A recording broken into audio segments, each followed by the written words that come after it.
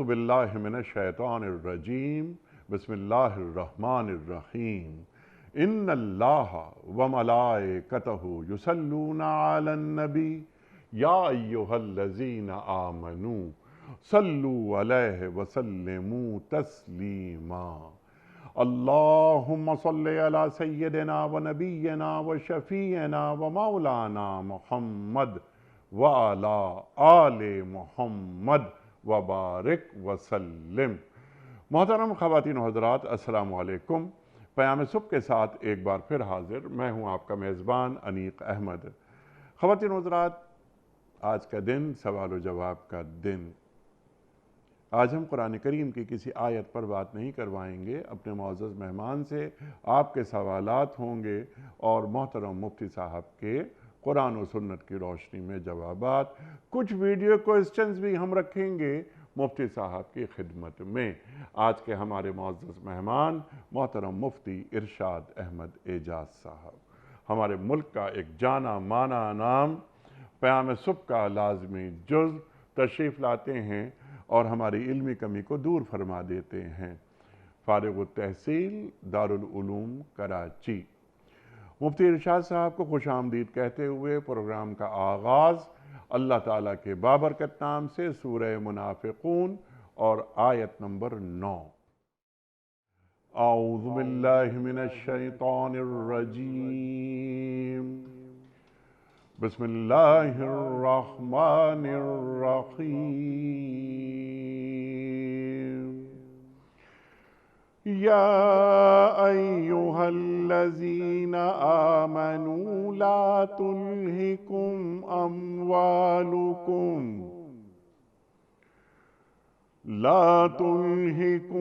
اموالکم ولا اولادکم عن ذکر اللہ ومن يفعل ذلك فأولئك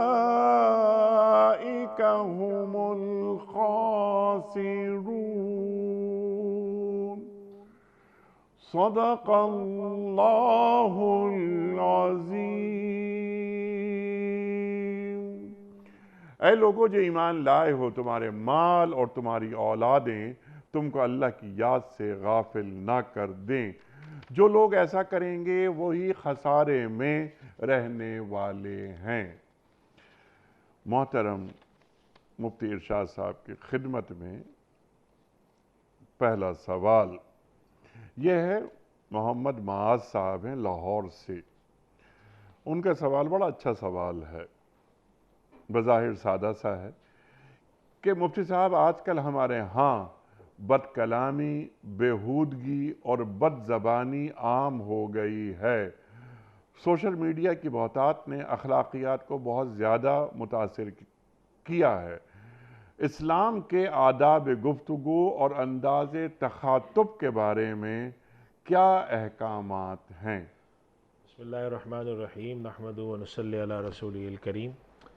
انیق صاحب، یہ واقعی بڑا اچھا سوال ہے، جی، لیکن ایک ایسا سوال ہے کہ جس کا جواب بھی ہمیں پتہ ہے، جی ہاں، اور میں جو کچھ بھی عرض کروں گا اس جواب کی بس صرف مزید ایک تاکید کروں گا، ورنہ ہم مسلمان ہیں، ہم سب جانتے ہیں کہ جی، اس سوال کا کیا جواب ہے۔ ٹھیک، پہلی بات کہ نبی کریم صلی اللہ علیہ وسلم کا ارشاد ہے، صلی اللہ علیہ وسلم، جس میں آپ صلی اللہ علیہ وسلم فرماتے ہیں کہ قیامت کے دن جب اللہ سبحانہ و تعالی جی، مسلمانوں اور انسانوں کے اعمال کا وزن کریں گے تو جو ترازو لگایا جائے گا اس کے اندر جو بھاری چیز رکھی جائے گی وہ اعلیٰ اخلاق ہوں گے۔ ٹھیک، نبی کریم صلی اللہ علیہ وسلم نے اپنے آپ کو معلم اخلاق کہا۔ سبحان اللہ، اللہ کے نبی صلی اللہ علیہ وسلم کے بارے میں اللہ تعالیٰ نے فرمایا انک لعلی خلق عظیم۔ سبحان اللہ، تو اخلاق دین کا اور ایمان کا ایک حصہ ہے۔ جی ہاں، جن کے اخلاق خراب ہیں ان کا ذکر تو حدیث شریف میں آتا ہے منافق ہے۔ جی یہ گالم گلوچ، برا بھلا کہنا، بد کلامی کرنا، یہ اگر آپ دیکھیں کہ قرآن کریم میں بھی اللہ تعالیٰ نے اس طرح کی جو صفات ہیں، چغلی، بد کلامی، غیبت اور خرابی، یہ عام طور پہ فاسق، فاجر، گناہگار، مشرکین، منافقین کی صفات بیان کی، اور خوش کلامی، اچھا کلام، یہ اچھے لوگوں کی طرف حتیٰ کہ حضرت موسیٰ علیہ السلام کا واقعہ، جی ہاں، فرعون جیسے شخص جتنا بڑا دشمن، بنی اسرائیل کا قاتل، اور مدتوں سے بنی اسرائیل کے اندر بچوں کو پیدا ہوتے ہی قتل کرنے والا، لیکن اللہ تعالیٰ جب اس کے پاس بھیج رہے ہیں تو فرما رہے ہیں قولا لہو قولا لینا، جی بات جا کے اس سے نرم کرنا۔ اور اسی طریقے سے قرآن کریم میں اللہ سبحانہ و تعالیٰ علی الاعلان ایک حکم ارشاد فرماتے ہیں وقولوا للناس حسنا۔ جی ہاں، ہمارے یہاں ریڈیو پاکستان کا یہ باقاعدہ جو ان کا نشان ہے، جی ہاں، اس کے اندر جو لکھی بھی ہے وقولوا للناس حسنا، لوگوں سے اچھی بات کرو۔ تو یہ تو ہمارے دین کی، ہر دین کی تعلیم ہے کہ انسانوں کے ساتھ اخلاق کے ساتھ بات کی جائے، اور اخلاق کے صاحب 3 مفہوم ہیں۔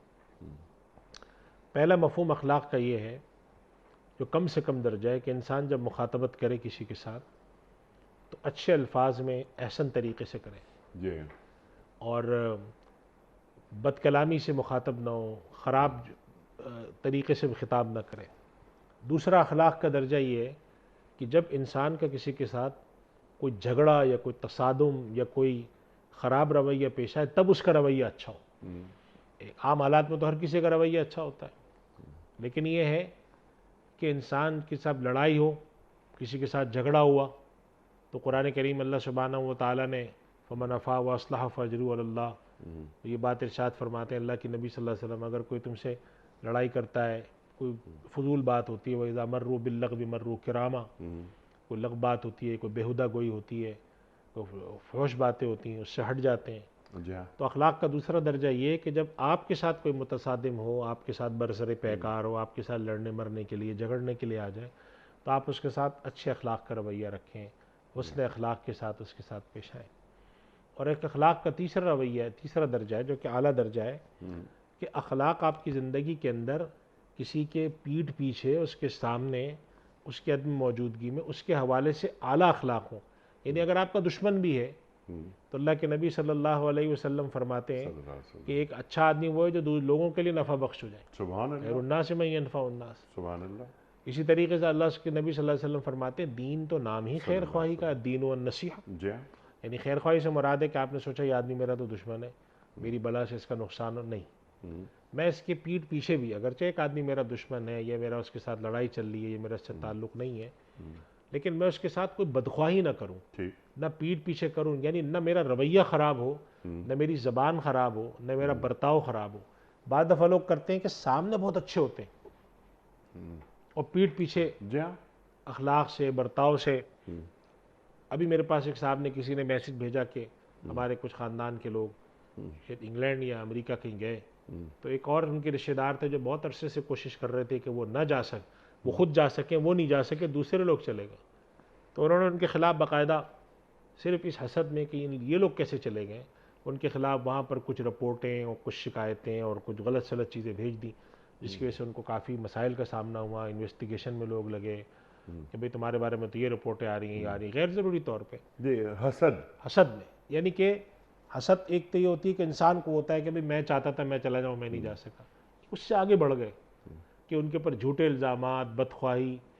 تو اگر ایک آدمی کے اندر خیر خواہی نہیں ہے، اس آدمی کے اندر حسد ہے، اس کے اندر کینہ ہے، اس کے اندر بغض ہے، اس کے اندر چغلی ہے، اس کے اندر غیبت ہے، تو وہ آدمی بدترین اخلاق والا ہے۔ جی ہاں، اس وجہ سے نبی کریم صلی اللہ علیہ وسلم نے اخلاق کو پسند فرمایا اور تعلیم ارشاد فرمائی، جو خاص طور پہ آج کے حالات میں انیق صاحب ہمیں اس چیز کو سیکھنا چاہیے کہ نبی کریم صلی اللہ علیہ وسلم نے قیامت کی نشانی بتائی ہے کہ وَيُكْرَمُ الرَّجُلُ مَخَافَةَ شَرِّ، اللہ کہ آدمی کی تعظیم و تکریم، چاہے وہ آدمی ہوں، چاہے وہ ادارہ ہو، چاہے وہ افراد ہوں، جی ہاں، آدمی کی تعظیم اس لیے کی جاتی کہ اس سے کوئی نقصان نہ پہنچے، اس کے شر سے محفوظ شر رہا سے جائے، بچنے کے لیے کہ بھائی یہ اور صاحب وہ خوش ہے اس بات سے کہ میرے شر سے محفوظ میری رہنے کے دہشت لیے ہے، یہ میری دہشت ہے، لوگ میری عزت کر رہے میری ہیں، عزت کر رہے ہیں، لوگ دہشت ڈرتے ہیں مجھ سے۔ اللہ آپ صلی اللہ علیہ وسلم نے فرمایا یکرم الرجل مخافۃ شر، چنانچہ ہمارے یہاں علماء کی ایک حدیث آتی جس کے پر علماء نے بڑی تفصیلی بحث کی ہے جی، کہ غیبت ہے، یعنی کہ نبی کریم صلی اللہ علیہ وسلم کے پاس ایک شخص آیا، صلی اللہ علیہ وسلم، جب وہ اٹھ کر گیا آپ نے فرمایا کہ بڑا خراب آدمی ہے یہ قوم کا، بئس اخو العشیرہ، تو اس پر بحث آتی کہ نبی کریم صلی اللہ علیہ وسلم نے جو بات فرمائی تھی جی، صلی اللہ یہ علیہ غیبت کے دائرے میں آتی یا نہیں آتی؟ تو علماء نے لکھا ہے کہ آپ صلی اللہ علیہ وسلم نے دراصل لوگوں کو بتانے کی کوشش کی تھی کہ یہ جو آدمی آیا ہے یہ اخلاق اور برتاؤ اور اس معاملات کے لحاظ سے اچھا آدمی نہیں ہے۔ چنانچہ علماء نے پوری تفصیل لکھی ہے کہ اگر ایک شخص ایسا ہے کہ جو معاملات میں خراب ہے اور آپ جانتے ہیں کہ کوئی سامنے آپ کا دوست، آپ کا جاننے والا اس کے ساتھ معاملات کرنے جا رہا ہے، تو اسے محفوظ رکھا تو جائے۔ محفوظ رکھنے کے لیے اگر آپ بتاتے ہیں وہ غیبت بھی نہیں۔ ٹھیک۔ اس وجہ سے اخلاق کے کم سے کم 3 درجے ہوں۔ ہم، اولین مخاطبت وہ ہماری اچھی ہو، لڑائی جھگڑے کی صورت میں ہمارا برتاؤ اچھا ہو، اور کسی کے پیٹھ پیچھے بھی ہمارا اس کے ساتھ برتاؤ، اس کے ساتھ ہمارا سبحان رویہ۔ اللہ۔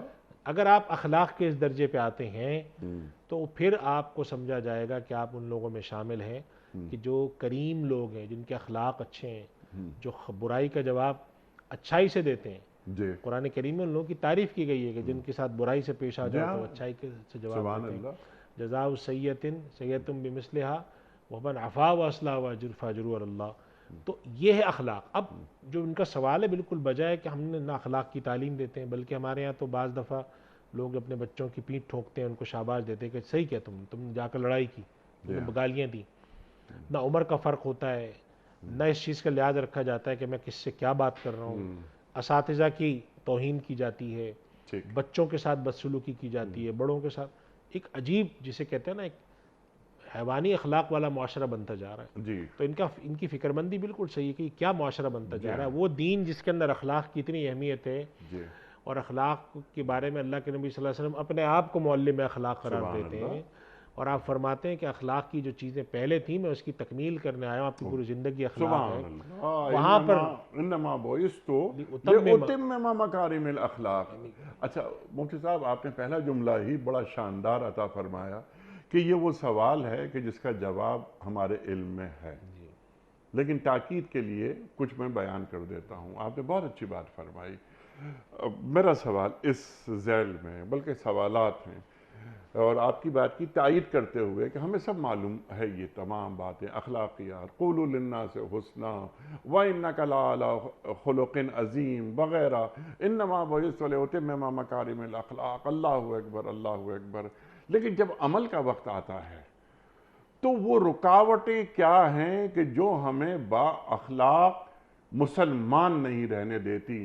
اور وہاں جو بات ہو رہی ہے قولوا للناس حسنا، للناس صرف مسلمانوں کے لیے اچھے انداز سے بات نہیں کرو، اگر میرے سامنے غیر مسلم بھی ہے، بس وہ انسان ہے، تو بہترین حسین بات اس میں میری گفتگو میں نرمی بھی ہوگی، شائستگی ہوگی، اخلاق ہوں گی۔ اور آپ نے فرمایا نا خیر الناس من ینفع الناس، صبح سے شام ہو گئی آج میری زندگی میں، کیا میں کسی کے کام آ سکا؟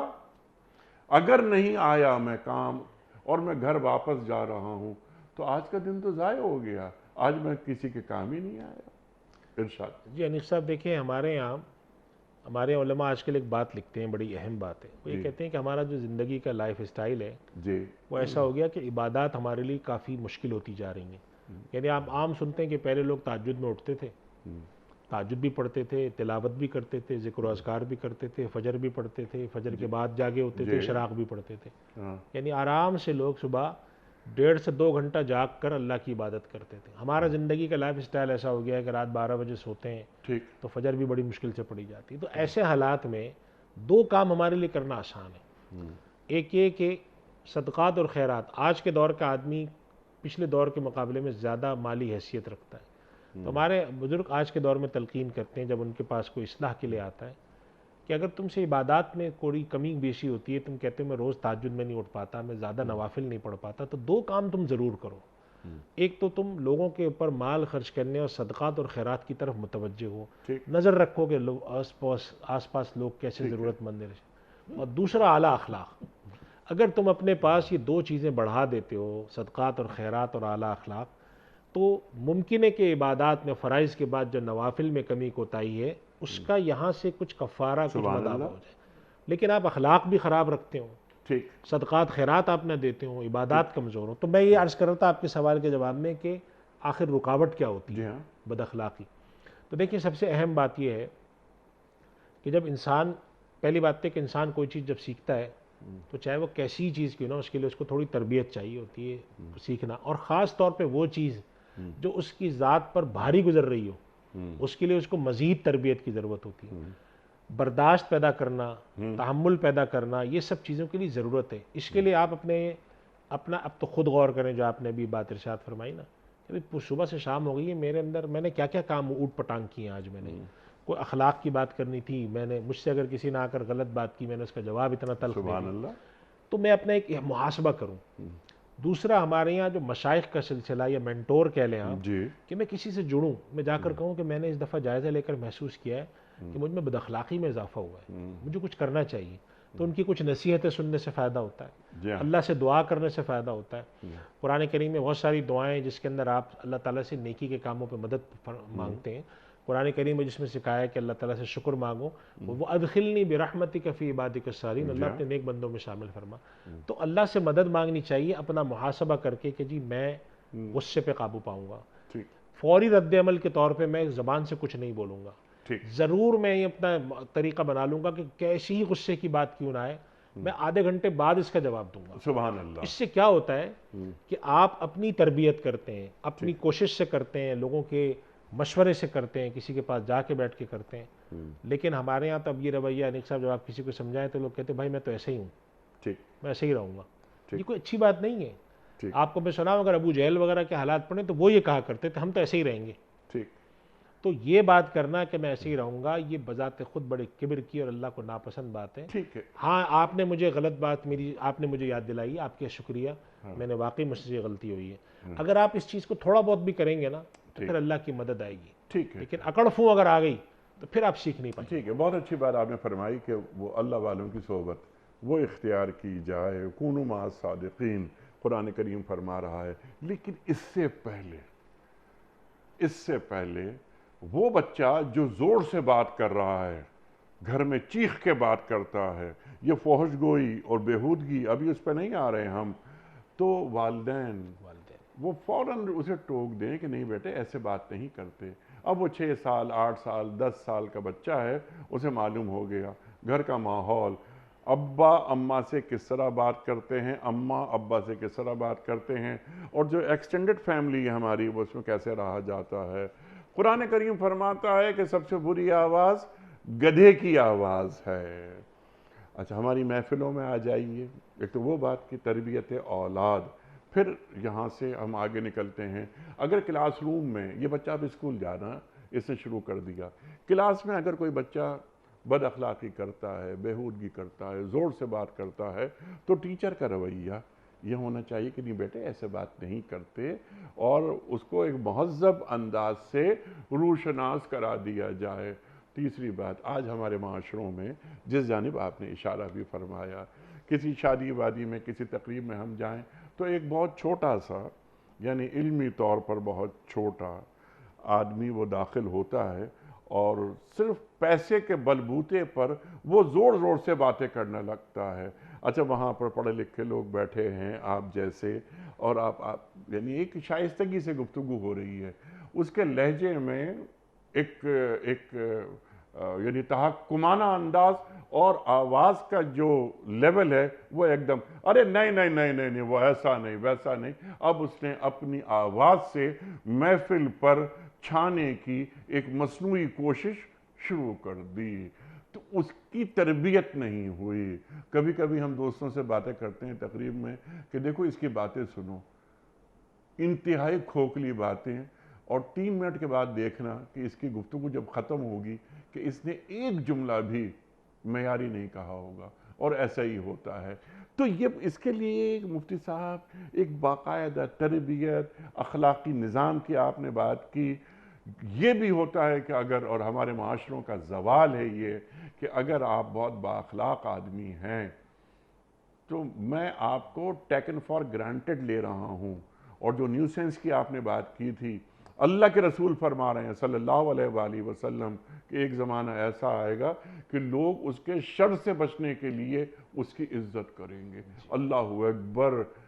تو اگر چیخم پکار مچاتے ہوئے، بد اخلاقی کرتے ہوئے ایک آدمی زندگی گزار رہا ہے تو لوگ اس کی عزت کرتے ہیں. لیکن ایک محلے میں بہت شریف لوگ رہتے ہیں، ان کے گھر کی خواتین بہت اچھی ہیں، بڑے باپردہ خواتین ہیں، ان کی اولاد کو دیکھ کے اندازہ ہوتا ہے کہ ان کی تربیت ہوتی ہے، تو کوئی مسئلہ نہیں. لیکن اگر اسی گلی میں ایک ایس ایچ او رہ رہا ہے، اللہ اکبر، مثال دے رہا ہوں میں، بہت اچھے اچھے لوگ ہیں، ہر ڈپارٹمنٹ میں اچھے لوگ ہیں، تو یہ جو سائیکی ہے یا جو مائنڈ سیٹ ہے یہ چینج ہو گیا ہے.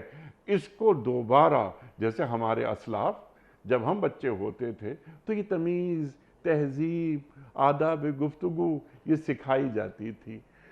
اس کے لیے اب کیا کیا جائے؟ صاحب آپ یہ صحیح کہہ رہے ہیں. ہمارے یہاں من حیث المجموع جو زوال ہے اس کا ادراک سب کو ہے.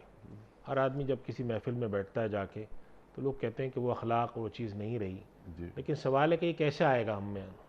اس کے لیے ہمیں کوشش کرنی پڑے گی. یعنی دنیا کے اور کاموں کے ساتھ ساتھ جو تربیت ہے نا انیس صاحب، تربیت ایک ایسی چیز ہے کہ جب تک کہ آپ کے پاس نظام اور تیاری اور افراد نہ ہو تربیت نہیں ہوتی. تو آپ اپنے یہاں نظم پیدا کریں. جیسے میں ابھی بات آپ نے مثال دی، بچہ چیخ رہا ہے تو ہمارے یہاں ماں باپ کو اس چیز کا احساس نہیں ہوتا کہ پیرنٹنگ کیا چیز ہے، یعنی تربیت کیا ہوتی ہے. دوسرا ایک بہت بڑی جو کمی آج کل مجھے نظر آتی ہے، ماں باپ میں ملاقات ہوئی کہ بھئی آپ بچوں کو کچھ سکھاتے نہیں. کہتے کیا کریں، ہم سکھا کے تھک گئے. ہم نے کہا آپ نے کتنا وقت گزارا ہے اس کے ساتھ، بچے کی عمر کیا ہے؟ بچہ تو 12 سال کا ہے. تو میں نے کہا آپ اپنے پاس یہ بات طے کریں کہ 12 سال تو بچہ چھوٹا ہوتا ہے. یہ جب باشعور ہو کر 20-21 سال کا بھی ہوگا اس وقت تک مجھے اس کی تربیت کرنی. تربیت تو اس وقت تک بھی کرنی جب یہ 45 سال کا ہوگا، لیکن اس وقت تربیت کی نوعیت بدل جائے گی. تو ہمیں یہ بات بھی سمجھنی چاہیے کہ تربیت سے مراد یہ نہیں کہ ایک دفعہ بلایا 2 تھپڑ لگایا ڈانٹ دیا سمجھا دینی. یہ مستقل کام ہے. اللہ سبحانہ و تعالیٰ نے اس نفسیات کے بارے میں فرمایا وَذَكِّرْ فَإِنَّ الذِّكْرَىٰ تَنفَعُ الْمُؤْمِنِينَ. نبی آپ نصیحت کیا کیجئے، نصیحت فائدہ دیتی ہے. بار بار تذکرہ کریں، بار بار اخلاق سکھائیں. بعض دفعہ آپ کے سامنے آپ چاہیں گے، وہی بالکل صحیح کہا آپ نے، آپ جا کر کہیں گے کہ یہ شریف آدمی ہے. شریف آدمی کو تو لوگ بیوقوف سمجھتے ہیں، اور وہ ایک آدمی آیا اس نے آ کر یہ وہ دہشت مچائی تو وہ کامیاب ہے. تو لوگ سوچنے لگتے ہیں کہ میرا خیال ہے آپ جو ابا ہمیں سکھاتے تھے وہ غلط تھا، جو معاشرہ سکھا رہا ہے وہ صحیح ہے. اور یہ کامیاب آدمی ہے جو ہے، چیخم پکار کر رہا ہے، چیخم پکار کر رہا ہے، دہشت پھیلا رہا ہے، بد اخلاقی کر رہا ہے. لیکن یہ بات یاد رکھنی چاہیے کہ غلط بات قرآن کریم اللہ تعالیٰ فرماتے لا یستوی الخبیث والطیب والواجب کثرت الخبیث. خراب چیز خراب ہے. اور دوسری جگہ فرمایا ادفع باللتی لا یستوی الحسنۃ ولا السیئۃ ادفع باللتی ہی احسن. اللہ تعالیٰ یہ فرماتے ہیں کہ جب برائی اور اچھائی کا آپس میں تصادم ہو تو پھر آپ کا منہج یہ ہونا چاہیے کہ ادفع باللتی ہی احسن، کہ جو احسن چیز ہے اس کو اختیار کریں آپ.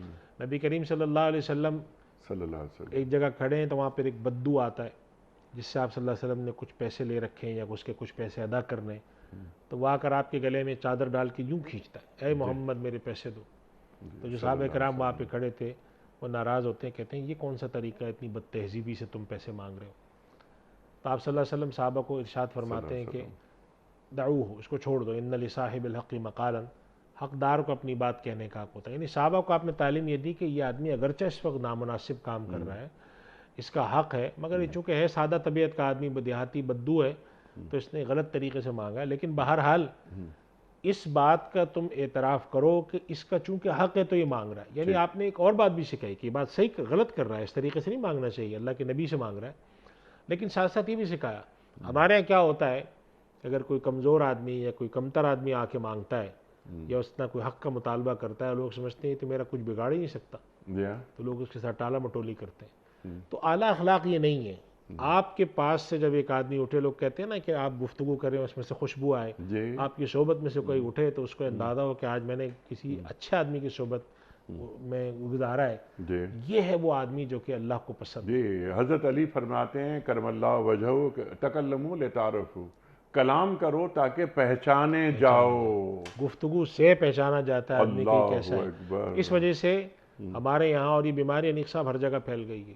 کیا کون سا طبقہ محفوظ ہے، جی بات کرتے ہیں تو برا بھلا کہتے ہیں، گالیاں دیتے ہیں. ہمارے یہاں جو سیاسی اختلافات پچھلے 1.5 جی سال میں ٹیلی ویژن پہ کیا ہو رہا ہے، ٹیلی ٹاک ویژن پہ شوز میں کیا ہو ٹاک رہا شوز ہے، میں جو بچے دیکھ رہے ہیں یہ ٹاک شوز وہ کیا سیکھ کیا رہے ہیں، سیکھ رہے ہیں. تو قومیں بن رہی ہیں یا بگڑ رہی ہیں، کوئی چیک کرنے والا ہے یا نہیں. یہ چیزوں پر اللہ اکبر. متوجہ ہونے کی ضرورت ہے اور اس کا ادراک کریں ٹھیک. اور اخلاق پھیلائیں. اور اخلاق کے اندر ساری باتیں شامل ہیں، سچ بولنا، جھوٹ سے بچنا، خلاف بددیانتی، چوری سے بچنا، پیٹھ پیچھے وار کرنے سے بچنا، اعلیٰ طریقے سے پیش آنا اور چھوٹی موٹی باتوں سے درگزر کرنا. اللہ نہ کرے آپ کی گاڑی کسی کی گاڑی سے ٹکرا جائے جی تو وہاں پر بندوق اور ڈنڈا اور لوہا تک نکل آتا ہے. اللہ حالانکہ یہ اکبر. نہیں ہونا چاہیے. یہ نہیں اللہ ہونا تعالیٰ سے چاہیے. ہمیں مانگنا چاہیے کہ یا اللہ یہ جو ہمارے یہاں مسائل ہیں جی اس پر ہماری مدد فرما اور ہم خود آگے بڑھیں. لیکن یہ بات یاد رکھیں، اخلاقی اپنی تربیت کرنے کے لیے آپ کو خود محنت کرنی ہے. یقیناً. اللہ تعالیٰ اس قوم کی حالت نہیں بدلتا جو اپنی حالت نہ، اس کے اندر اخلاقی تربیت شامل ہے. آپ اگر بےمانیاں کریں، چوریاں کریں اور چاہیں کہ ہم پر اللہ کی رحمتیں نازل ہوں، جی اللہ کی سنت یہ نہیں ہے. ٹھیک اس ہے. پر ہمیں ادراک کر کے اس کو بدلنے کی کوشش کرنی چاہیے. سبحان اللہ سبحان اللہ. تاکہ معاشرے خوبصورت ہوں، رہنے کے لائق بنے.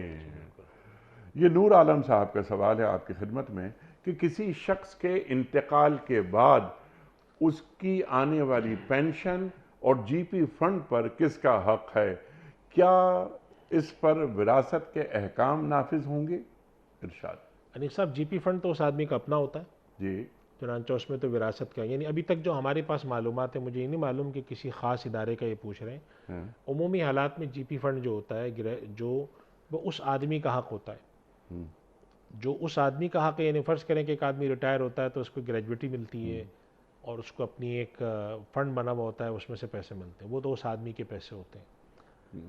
جو مرنے کے بعد پینشن مل رہی ہوتی ہے وہ پینشن بیوہ کے نام پہ آتی ہے، اس آدمی کے نام پہ نہیں آتی. تو اگر کسی آدمی کو جی پی فنڈ میں سے کچھ ملا ہے تو وہ تو وراثت ہے، وہ ترکے میں تقسیم ہوگا. عمومی حالات میں یہ اگر کوئی خاص فنڈ ہے جو بیوہ کے نام پہ ملا، یعنی فرض کریں کہ کوئی ادارہ ہے، چونکہ ہر ادارے کے قوانین الگ الگ ہوتے ہیں، کوئی ادارہ ہے انہوں نے اپنے یہاں طے کیا ہے کہ اگر ہمارا آن ڈیوٹی کوئی آدمی مرتا ہے تو ہم اس کے فنڈ تو ہم دیں گے ہی دیں گے، ان کی بیوہ کو بھی ہم مثال کے طور پہ 5 ملین روپے 50 لاکھ روپے دیں گے. ٹھیک. تو اگر وہ پیسے خصوصاً کسی کے فرد کے نام پہ آ رہے ہیں، مثلا بیوہ کے لیے آ رہے ہیں یا بیٹیوں کے لیے آ رہے ہیں یا نابالغ بیٹوں کے لیے آ رہے ہیں تو ان کے ہیں وہ. اچھا. اور اگر وہ اس آدمی کا فنڈ ہے جی پی تو وہ وراثت میں آئے گا.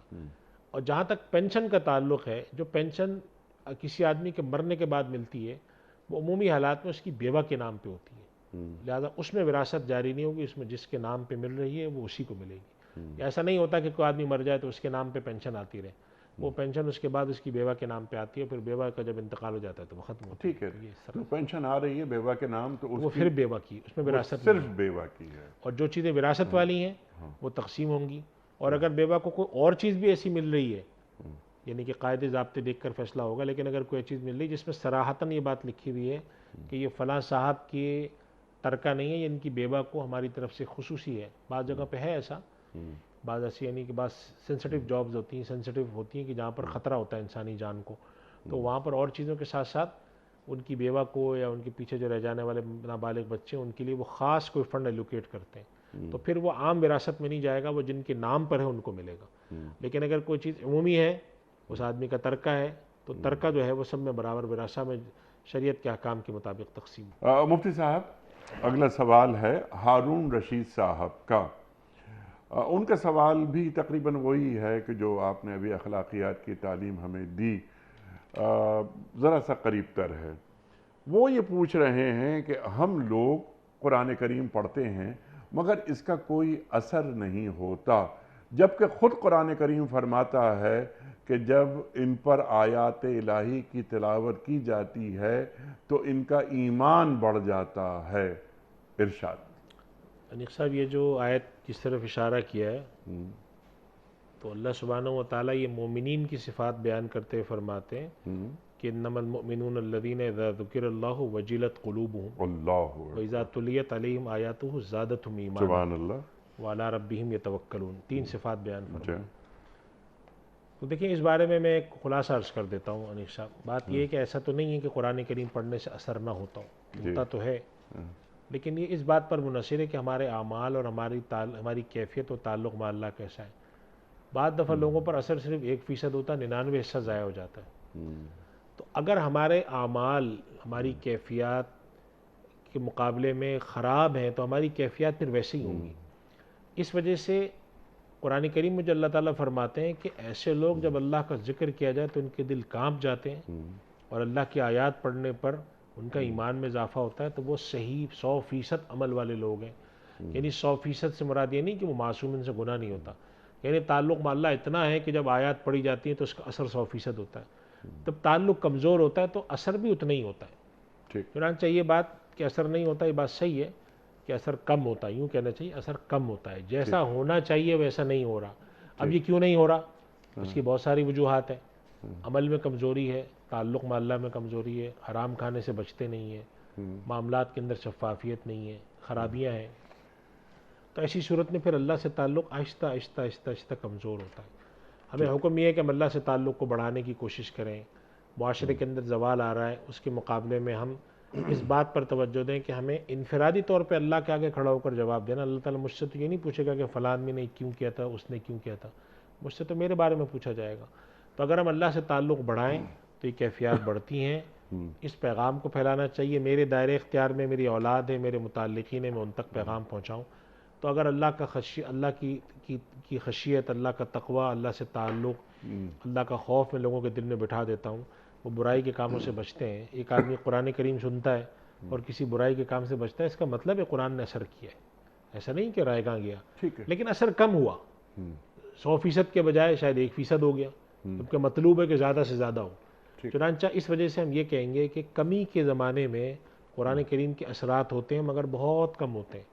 یعنی کہ جیسے کہتے ہیں نا ٹمٹماٹا چراغ ہے، بہت ہی ہلکا سا اس کے اندر ایک رمق سی باقی ہے، وہ نظر آ رہی ہو، تو ہمیں حکم ہے کہ ہم اس رمق کو تک نہ رہیں بلکہ اس کو آگے بڑھانے کی کوشش کریں۔ اور اس کا طریقہ ہے کہ اللہ سے تعلق جوڑیں، اللہ کے راستے پر چلنے کی کوشش کریں۔ تو اللہ تعالیٰ فرماتے ہیں کہ والذین جاہدوا فینا لنہدینہم سبلنا، ہمارے راستے میں کوئی محنت کر کے ہم تک آنا چاہتا ہے تو ہم اس کو راستہ ضرور سجھاتے ہیں۔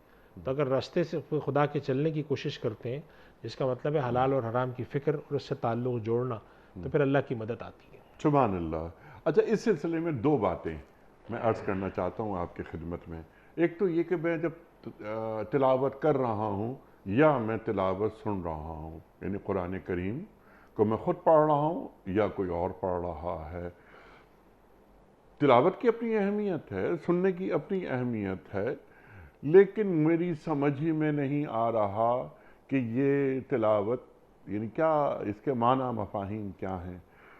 ایک تو کیا یہ بہتر نہیں ہوگا کہ جو تلاوت میں کر رہا ہوں کم از کم اس کو ہی سمجھ لوں؟ نمبر 1 یہ۔ نمبر 2، میں اس لیے دوسری بات ہی بیان کر رہا ہوں تاکہ آپ تفصیلی بات فرمائیں کہ چلتا پھرتا کردار نظر آنا چاہیے کہ دیکھو یہ تلاوت آیات کرتے ہیں، یہ تلاوت آیات سنتے ہیں۔ جب تلاوت آیات کرتا ہے ایک آدمی یا سنتا ہے تو ایسا نیک ہو جاتا ہے، اور یہ قرآن کریم کی تلاوت کے اثرات جیسے اس شخص میں آئے ہیں ایسے مجھ میں آ جائیں گے۔ تو ذرا پہلے آ جائے ماضی میں ہمارے محلوں میں، ہمارے معاشروں میں ایسے اللہ والے چلتے پھرتے نظر آتے تھے کہ یہ دیکھیں یہ ہیں اللہ والا آدمی۔ وہ شخصیات وہ اب نظر آنی کم نہیں ہو گئی؟ دیکھیے انیس صاحب، یہ بات تو بالکل درست ہے، چونکہ دور زوال میں ہم آہستہ آہستہ بڑھ رہے ہیں، اللہ کے نبی صلی اللہ علیہ وسلم سے زمانہ دور جاتا جا رہا ہے، تو اس طرح کی کیفیات محسوس ہوتی ہیں زوال کی۔ آپ نے جو بات فرمائی نا قرآن کریم کے حوالے سے، تو دیکھیں قرآن کریم کی تلاوت یہ اس کا ایک حق ہے، قرآن کریم پر عمل یہ اس کا دوسرا حق ہے، قرآن کریم کو سمجھنا یہ اس کا تیسرا حق ہے۔ ٹھیک، یہ جو ان قوم اتخذوا ھذا القرآن مہجورا، جو اللہ سے اللہ کے نبی شکایت کریں گے، اس سے مراد یہ تینوں باتیں ہیں۔ تو تلاوت ہی چھوڑ رکھی ہے، یہ تلاوت کی حد تک ہے، جیسے ہم نے دیکھا، ہم نے بھی دیکھا ہوگا، جو کہ اچھی بات ہے کہ لوگ جاتے تھے صبح، انہوں نے تلاوت کھولی، پہلا کام کیا کہ تلاوت سنی، یہ تلاوت کری۔ اب اس کے بعد جب بیٹھے تو جو کاروبار کر رہے ہیں یا کام کر رہے ہیں وہ تلاوت کے برعکس کر رہے ہیں۔ جی ہاں، تو تلاوت کا حق تو ادا ہو گیا، لیکن عمل کا حق یا فہم کا حق، تو یہ بات بالکل درست ہے آپ کی کہ جہاں تلاوت کرنا قرآن کریم کے چند بڑے حقوقوں میں سے ایک حق ہے اور نبی کے فرائض میں سے ایک فرائض فرض سمجھا جاتا ہے یہ یتلونا جو یتلو علیہم آیات ہی کہ نبی جو ہے قرآن کی آیات کی تلاوت کر کے بیان کرتے ہیں، یعنی تلاوت آیات بھی ان کا ایک مقصد ہوتا ہے۔ یتلون کتاب اللہ آناء اللیل جو اللہ تعالیٰ نے مومنین کی صفات بیان کی، تو تلاوت ایک بذات خود مستقل عبادت ہے، اور اس کے ساتھ فہم قرآن، قرآن کا سمجھنا۔ آپ تلاوت کر رہے ہیں تو کم سے کم ایک رکوع آدھا رکوع سمجھیں، اس پر غور کریں کہ اللہ مجھ سے مطالبہ کیا کر رہا ہے، اور اس کے بعد عمل کرنا۔ تو قرآن پر ایمان لانے کے بعد قرآن کی تلاوت، قرآن کا فہم، قرآن پر عمل، یہ تین بنیادی کام کرنے چاہیے۔ ہمارے یہاں کیا ہوتا ہے کہ ہم کسی ایک جانب جھک جاتے ہیں۔ ہمارے یہاں کچھ لوگ آ جاتے ہیں، وہ کہتے ہیں کہ جی قرآن کریم سمجھ کے نہیں پڑھا تو بیکار ہے، یہ بات بھی غلط ہے۔ اور کچھ لوگ آ جاتے ہیں جو سمجھتے ہیں کہ بس قرآن کریم کی صبح تلاوت کر لی نا میں نے، پڑھوں سمجھ میں آئے نہ اس سے کیا فرق پڑتا ہے۔ اور عمل کے حوالے سے کہ بھئی قرآن کریم یہ بات سکھا رہا ہے ہمیں تو ہم سیکھیں، حرام سے بچنے کی تلقین کر رہا ہے۔ قرآن کا ایک بہت بڑا جو حصہ ہے وہ تو اخلاقیات سکھاتا ہے نا، یعنی صرف حلال حرام پہ نہیں، ان اللہ یامر بالعدل والاحسان، اخلاقیات سکھاتا ہے، تو اس میں ہم کہاں کھڑے ہیں؟ تو جب ہم اپنا ایک احتساب، نہیں، لیکن یہ مفتی صاحب آپ ہی کی بات کو آگے بڑھاتے ہوئے نا، جس طرح آپ نے ابھی یہ سورہ نحل کی آیت فرمائی کہ ان اللہ یامر بالعدل والاحسان وایتاء ذی القربی وینہی عن الفحشاء والمنکر والبغی، مجھے پتہ ہی نہیں ہے۔ اچھا، ہر جمعے کے خطبے میں بھی امام صاحب پڑھ رہے ہیں اسے، میں جاتا ہوں نماز پڑھتا ہوں، امام صاحب کو سنتا ہوں، قرآن کریم میں پڑھتا ہوں، مجھے پتہ ہی نہیں ہے کہ اللہ کون سے ڈوز ہیں اور کون سے ڈونٹس ہیں۔ 3 ڈوز آ رہے ہیں، 3 ڈونٹس آ رہے ہیں، تو مجھے معلوم تو ہو، لیکن میں پڑھ رہا ہوں بالکل اور سن رہا ہوں، تلاوت سن رہا ہوں۔ تو قرآن کریم کو جب تک اپنے اندر نہیں اتارا جائے گا تو وَإِذَا تُلِيَتْ عَلَيْهِمْ آیَاتُهُ زَادَتْهُمْ ایمانا، وہ اس کیفیت یا اس منزل میں کیسے پہنچوں میں گا؟ یہ عرض کر رہا ہوں انیس صاحب کہ ہم جو جیسے تلاوت ہمارے لیے ضروری ہے تو فہم قرآن بھی ضروری ہے۔ اب فہم قرآن کے لیے ہمارے پاس کیا طریقے ممکن ہیں؟ ایک تو یہ کہ ہم قرآن کریم کے ترجمے کو خود پڑھیں، ایک یہ کہ ہمارے پاس آج چینل اتنے آ چکے ہیں، ہمارے پاس یوٹیوب پر دروس موجود ہیں، ہم ایک چیز طے کریں۔ دیکھیں کچھ تو ہمیں کرنا پڑے گا نا، ہم یہ چاہیں کہ ہم بیٹھے بٹھائے کوئی صبح اٹھیں تو حلق میں چیز چلی جائے کہ قرآن کے لیے، فہم قرآن کے لیے میں یہ کام کروں گا۔ ٹھیک، ہمارے یہاں بہت ساری تنظیمیں ہیں، ہمارے یہاں بہت سارے ادارے ہیں، ہمارے یہاں قرآن کریم کے ویب کے اوپر کام ہوئے ہیں کہ بھئی میں قرآن کریم کے فہم کے لیے ترجمہ بھی پڑھوں گا، اور اس کے ساتھ ساتھ قرآن کریم کی تفسیر اور پھر معنی اور مطالب قرآن آج کل ایک مستقل موضوع ہے کہ مثال کے طور پہ موضوع پڑھا جاتا ہے کہ قرآن کریم خاندان کی تربیت کے حوالے سے کیا سکھاتا ہے، کاروبار کے حوالے سے کیا سکھاتا ہے، اجتماعی معاشرت کے، یہ مطالب قرآن ہے۔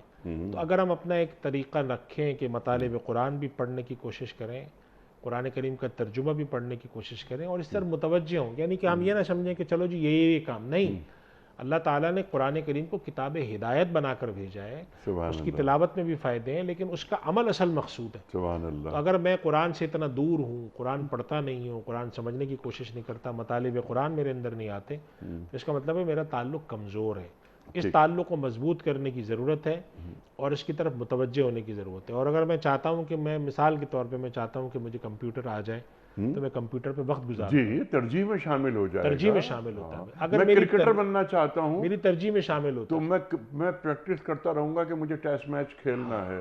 میری ترجیحات میں دین ہے یا نہیں، اور اگر قرآن ہے یا نہیں؟ جی، تو ایک اللہ اکبر۔ رسم کے تحت اگر میں کام کر رہا جی ہوں ہاں، تو میں یہ نہیں کہوں گا کہ رسم کے تحت کام کرنا بے فائدہ ہے، لیکن میں یہ ضرور کہوں گا اس سے کما حق کو فائدہ نہیں ہوتا۔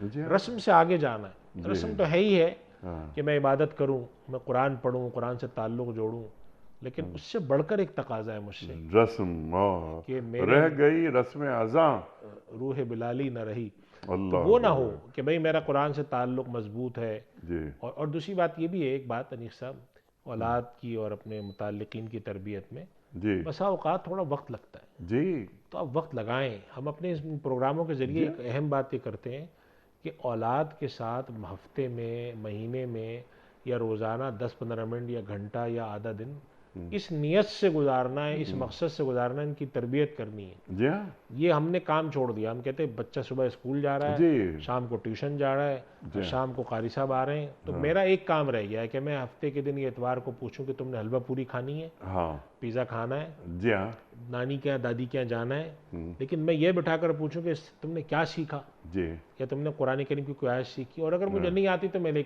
میں کہیں لے کے جاؤں، یہ بھی تو میری ذمہ داری ہے۔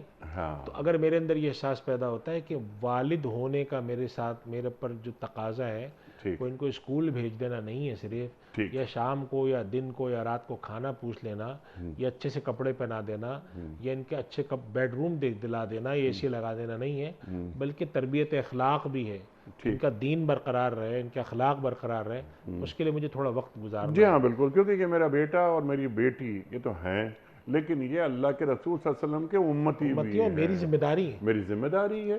یا ایھا الذین آمنوا قوا انفسکم واہلیکم نارا، کیا میں یہ کام کر رہا ہوں یا نہیں کر رہا، یا زبانی کلامی بس میں گفتار کا غازی ہوں۔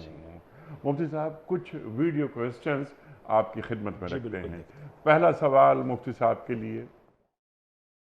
السلام علیکم مفتی صاحب، میرا سوال یہ ہے کہ پینٹ کے پانچے فولڈ ہونے سے نماز ہو جاتی ہے یا نہیں؟ بعض افراد فرماتے ہیں نہیں ہوتی، آپ رہنمائی فرمائیں۔ سرکار دیکھیے انیق صاحب، نماز پڑھتے وقت پائنچے کا کھلا ہونا چاہیے، پائنچے کھلے ہونے چاہیے، پائنچے ڈھکے ہوئے نہیں ہو، پائنچے ڈھکنے کی کراہت ہے۔ تو چنانچہ علماء کے پاس یہ سوال آیا کہ اگر ایک آدمی نے پینٹ پہنی ہوئی ہے تو اس کے پائنچے موڑے جا سکتے ہیں یا نہیں؟ تو ہمارے یہاں علماء اس کی اجازت دیتے ہیں کہ پائنچے موڑ کر اوپر کر کے اس کو نماز پڑھ سکتے ہیں۔ بعض حضرات یہ فرماتے ہیں کہ پائنچے کا اوپر کرنا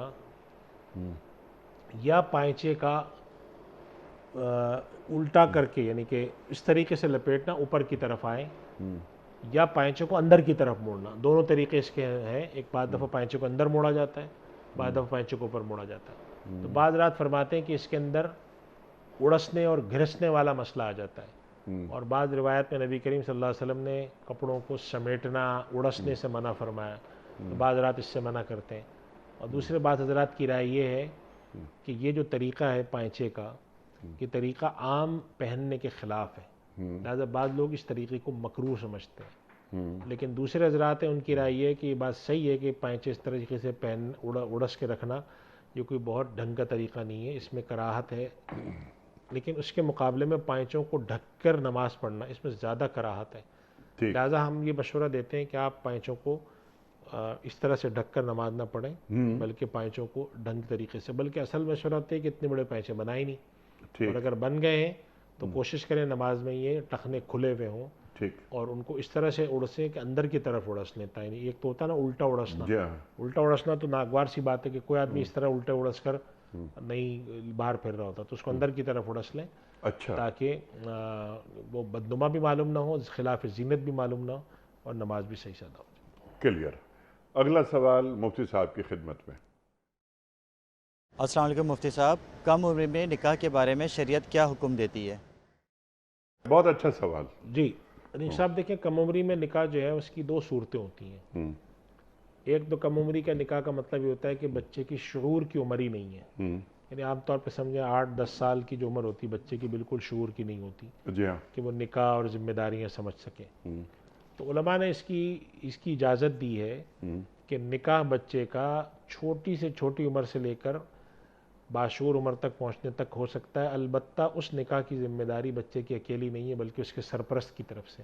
ٹھیک یعنی فرض کریں ایک بچہ پیدا ہوا جس کی عمر 1 سال ہے، اور اس کے بعد کوئی ایک لڑکی پیدا ہوئی اس خاندان میں، تو لڑکی کے والد یا دادا یا چچا یہ چاہتے ہیں کہ ان دونوں کا نکاح کرا دیا جائے، ٹھیک تو شرعاً یہ ہو سکتا ہے، یعنی کہ شرعاً منع نہیں ہے۔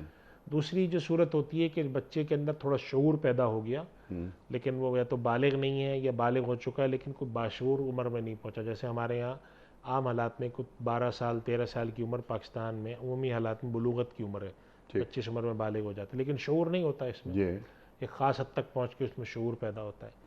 تو اس دوران اگر بچہ نکاح کرتا ہے اپنی مرضی سے، تو ہمارے یہاں علماء کی رائے یہ ہے کہ اگر بالغ ہونے کے بعد وہ رائے کرتا ہے اب نکاح کرتا ہے تو مرضی سے کر سکتا ہے، لیکن سرپرست کا اس میں ہونا ضروری ہے۔ اگر اس نے کوئی غلط جگہ پہ نکاح کیا، کوئی بالکل ہی برعکس یعنی جیسے خاندان کی روایات کی الٹ جا کر کسی ایسی جگہ کر لیتا ہے تو پھر اس کے ورث اس کے جو سرپرست ہیں ان کو اختیار حاصل ہوگا کہ وہ اس کو کینسل کرا دیں یا اس کو فسخ کرا دیں. بڑا مشہور مسئلہ ہے اس میں سرپرست والا نکاح کا اور کفو کا جو مسئلہ ہے. اس میں ایک تیسری جہت ہے. وہ تیسری جہت یہ ہے کہ ہمارے یہاں دنیا میں حکومتوں نے کچھ اس کی عمریں مقرر کرنا شروع کی ہیں. یعنی کہ بعض جگہ پہ 14 سال بھی، بعض جگہ 12 سال بھی، بعض جگہ 15 سال بھی، بعض جگہ 18 سال بھی ہے. تو اس کے بارے میں کیا رویہ ہونا چاہیے؟ تو ہمارے یہاں علماء کرام کی رائے یہ ہے کہ اس کی عمر اگر کوئی اس طرح کی طے کی جائے کہ جس کے اندر یہ بات رکھی جائے کہ بچوں اور بچیوں کی شادیاں بالکل ناسمجھی اور کم عمری میں نہ کی جائیں، اس لیے کہ اس کے بسا اوقات نتائج اچھے نہیں ہوتے یا خرابیاں پیدا ہو سکتی ہیں. زیادہ سے زیادہ آپ کو کرنا بھی ہے تو ایک ان کا آپس میں منگنی کی طرح یا کوئی آپس میں بڑے ان کے آپس میں وعدہ کر لیں. تو اس حد تک تو بات سمجھ میں آتی ہے. لیکن ہمارے یہاں بعض دفعہ ایسا ہوتا ہے کہ جیسے عمومی عمر ہمارے یہاں پاکستان میں 12-13 سال بلوغت کی ہے، لیکن بعض جگہوں پر اس کی پابندی رکھی گئی ہے 18 سال تک. تو ہمارے یہاں بعض حضرات کا اس کے پر تحفظات ہیں. اس مسئلے کو اسلامی نظریاتی کونسل میں بھی لے جایا گیا کہ مثال کے طور پہ ایک لڑکی بالغ ہے جس کی عمر میں 17 سال ہے، لڑکا بھی بالغ ہے جس کی عمر 19 سال ہے. اگر ان دونوں کی شادی ہوتی ہے تو بعض جگہوں پہ قانوناً یہ نہیں ہو سکتی. تو ہمارے یہاں رائے یہ ہے کہ اس حد کو اتنا آگے نہ لے جایا جائے کہ 18 سال 19 سال 20 سال کیا جائے، چونکہ عمومی طور پہ اس عمر میں لڑکیاں بالغ ہوتی ہیں اور ہمارے معاشرے میں اس عمر میں شادیوں کا عمومی رواج رہا بھی ہے پہلے. تو ایک ہے انتظامی ضرورت اور ایک ہے شرعاً اجازت ہونا. تو شرعاً اجازت تو بچے کے پیدا ہونے کے بعد 4 مہینے 6 مہینے سے بھی نکاح ہو سکتا ہے، لیکن انتظامی طور پر ہمارا مشورہ یہ ہوتا ہے علماء کا کہ ایسی عمر میں شادی کرنی چاہیے کہ دونوں کے اندر ایک سمجھ بوجھ اور شعور ہو، اور آپ اندازہ لگا سکتے ہیں کہ ان دونوں کا جو رشتہ ہوگا تو آگے چل کے یہ اچھا رہے گا یا ان کے درمیان کوئی مزاج کے فرق کی وجہ سے خرابی بتا. یہ اس کا لحاظ رکھنا چاہیے. اچھا، یہ غیر شعوری عمر میں نکاح ہو گیا، بلوغت سے پہلے نکاح ہو گیا لڑکی اور لڑکے کا، تو یہ لڑکی ہو یا لڑکا جب بلوغت تک پہنچ گئے تو وہ نکاح جو والدین نے غیر شعوری عمر میں کروا دیا تھا تو اس نکاح کو ختم کر سکتے ہیں؟ دیکھیں، نکاح کو تو جب چاہیں ختم کر سکتے ہیں. یعنی کہ بڑے ہونے کے بعد انہوں نے کہا میں اس نکاح کو ختم کرتا ہوں، لڑکے نکاح. ایک مسئلہ یہ آتا ہے کہ اگر کسی لڑکی کا نکاح یا کسی لڑکے کا نکاح چھوٹی عمر میں کرایا گیا تو بالغ ہونے کے بعد ان کو بلوغت کا اختیار، خیار بلوغ کہتے ہیں اس کو، بلوغت کے بعد اپنے نکاح کو رد کرنے کا اختیار ہوتا ہے یا نہیں ہوتا. تو اس کے بارے میں علماء کے درمیان ایک رائے ہے کہ اگر یہ نکاح ماں باپ والد نے یعنی کہ سمجھ بوجھ کے ساتھ سوچ سمجھ کے کرایا تھا تو پھر ان کو خیار بلوغ حاصل نہیں ہوگا بالغ ہونے کے بعد. اگر وہ ویسے ختم کرنا چاہتے ہیں طلاق خلا سے تو کر لیں، لیکن محض بالغ ہونے پر نہیں. لیکن اگر کوئی نکاح ایسا کرا دیا تھا کسی نے تو جیسے ہی بالغ ہوئے ان کو معلوم ہمارا نکاح ہے تو اس نے کہا میں تو اس کو ریجیکٹ کرتا ہوں یا میں ریجیکٹ کرتی ہوں، تو اس صورت میں وہ نکاح ریجیکٹ ہو جائے گا. یہ تفصیلات ہمارے یہاں موجود ہیں اور میں اس میں ہم اپنے پروگرام کے ذریعے کئی دفعہ یہ بات کر چکے ہیں کہ جب آپ کبھی ہمارے یہاں، پہلی بات ہے کہ اتنی چھوٹی عمر میں نکاح نہ کریں، لیکن اگر کبھی کوئی رشتہ جوڑنے کی کوئی چیز کی بات آتی ہے تو قانون اور شریعت کے احکام کے بارے میں کچھ وضاحت حاصل کرنے کے بعد یہ کام ہونا چاہیے. ہمارے عام طور پہ ایسا ہوتا ہے کہ والدین یا کوئی ضعیف دادا دادی بیمار ہیں اور شدید ان کی حالت خراب ہے، اس وقت جلدی جلدی ہبڑ دبڑ میں کچھ چیزیں کر دیتے ہیں، بعد میں بیٹھ کر پھر ان کو پریشانی ہوتی ہے. ایسا نہ کریں. یہ بہت بڑا اہم فیصلہ ہوتا ہے، بچے کی زندگی کا سوال ہوتا ہے. اس کے اندر غور و خوض کے ساتھ کریں. اور مشورہ یہی ہے کہ جب اگر آپ اپنی اولاد کا چھوٹی عمر میں کوئی رشتہ کرنا بھی چاہتے ہو، نکاح کے تعلق میں مت جائیں. ایک نسبت جوڑ کے رکھ دیں، منگنی کر کے رکھ دیں. اگر وہ آگے چل کے کامیابی ہوئی تو ٹھیک ہے، نہیں ہوئی تو نہیں ہوگا. لیکن نکاح میں جوڑ دینا، پھر آگے مسائل اور پھر اس کے اندر ناچاقیاں، پھر ایک دوسرے کے ساتھ کھینچا تانی، اس سے بچنے کا احسن طریقہ ہے نسبت جوڑ کے رکھیں. آگے چل کے نہیں ہوا اور بلوغت کے بعد نکاح کریں. اس کی بات کریں. اور اگر بلوغت سے پہلے نکاح کر دیا والدین نے تو لڑکی اور لڑکا دونوں کو یہ حق حاصل ہے کہ وہ اس نکاح کو ختم کر. اس بات پر حق حاصل ہوگا کہ والدین نے کوئی غلط فیصلہ کیا، اور اگر صحیح فیصلہ کیا ہے محض ناپسند کی. اگر لڑکا اور لڑکی یہ سمجھیں کہ نکاح کا فیصلہ ہے نا کہ یہ صحیح ہوا یا غلط ہوا، یہ تو میاں بیوی وہ طے کریں گے یا والدین؟ نہیں، اصل میں صحیح اور غلط ہونے کا مسئلہ یہ ہوتا ہے کہ آدمی، ایک ہوتی پسند ناپسند، مجھے فلاں لڑکی پسند نہیں ہے، اور ایک ہوتا ہے کہ رشتے کا جسے کہتے ہیں کہ مس میچ ہونا. ہاں اگر والدین نے مس میچ رشتہ کرایا تو پھر تو ان کو حق حاصل ہوگا، لیکن اگر رشتہ صحیح کرایا لیکن کسی وجہ سے پسند نہیں ہے، ٹھیک یعنی ہر آدمی سن کر کہہ رہا بھائی اچھا خاندان ہے، اچھی لڑکی ہے، کیوں نہیں کر رہا، بس نے کہا مجھے نہیں پسند، تو پھر ایسی صورت میں ان کو خیار بلوغ حاصل نہیں ہے، پھر وہ جا کر یا تو خلا کر لیں یا پھر وہ طلاق کا معاملہ جی بالکل ٹھیک ہے، یعنی اس رشتے کو ختم کیا جا سکتا کیا جا سکتا ہے. آپ کا بڑا ممنون، بڑا شکر گزار مفتی صاحب، آپ تشریف لائے، اور ہمیشہ کی طرح آج بھی ہم نے مفتی صاحب سے بہت سیکھا. وقت مکمل ہوا ہمارے آج کے پروگرام کا، اور آپ اور ہم جانتے ہیں کہ پیام صبح کا اختتام ہوتا ہے روزانہ ایک قول پر، اور وہ قول ہوتا ہے صاحب نہج البلاغہ امیر المومنین حضرت علی مرتضیٰ کرم اللہ وجہہ کا. آپ فرماتے ہیں سب سے بڑی ثروت عقل اور دانش ہے، سب سے بڑی ثروت عقل اور دانش ہے، اور سب سے بڑی ناداری حماقت اور بے عقلی ہے. اللہ اکبر. اپنے میزبان انیق احمد کو کل تک کے لیے اجازت دیجیے. خدا حافظ.